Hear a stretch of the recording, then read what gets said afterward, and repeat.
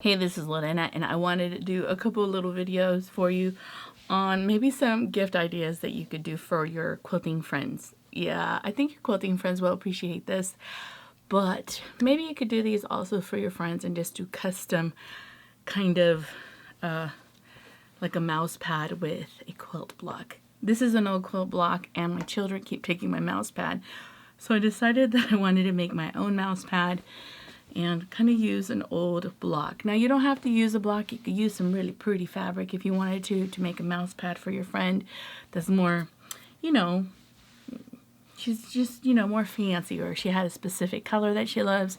Maybe she's a pink girl, maybe she's a black and white polka dot girl, and you could use any fabric to do this mouse pad. But I wanted to use an old block that I just had sitting around. Yeah, so I hope you like this tutorial, and I'll see you in the making. Okay, bye. You're going to need a pellon. This is the foam pellon. It is fusible on both sides to do this. I cut it 12 by 12. I also got a back fabric. This back fabric is 13 by 13. And I found this old block that, if you could see, yeah.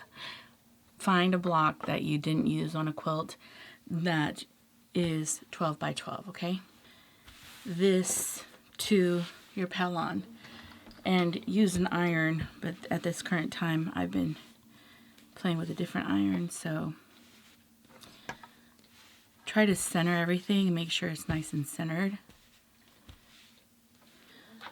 So then what you're going to do is I'm going to go and trim all this off. So here you see that I trimmed everything down. I kind of just, this block is a little bit wonky, but it's okay. I think it's still really pretty. So now we're going to fuse this 13 by 13 piece of fabric to the opposite end of the pellon. And just make sure that your surface is flat. You need your Elmer's glue.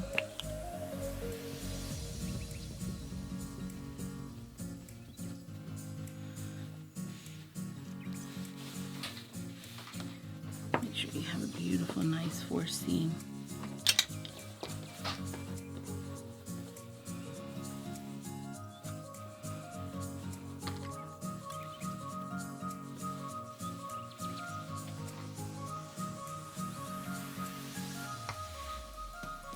Make sure you have a nice, beautiful straight line here. Make a triangle. Make sure it's laying flat,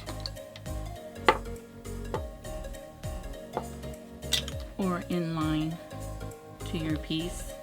Do the same thing here.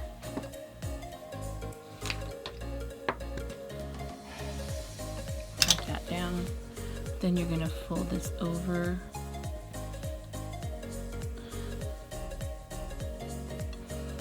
There's your beautiful mitered corner.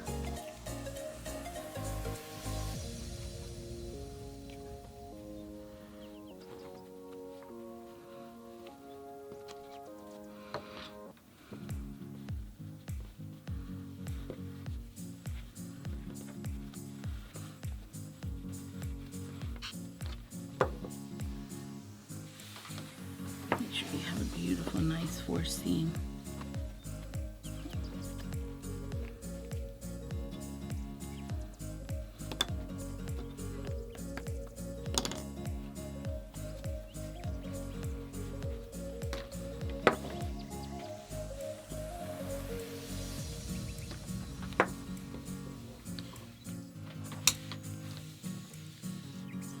Okay, now that you've done this, we're going to get on the sewing machine and just sew it all the way around.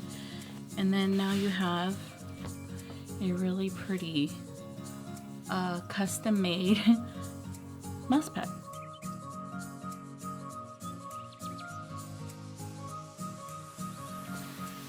There you go. And then I'm going to do another seam. I don't know, I want to do another seam.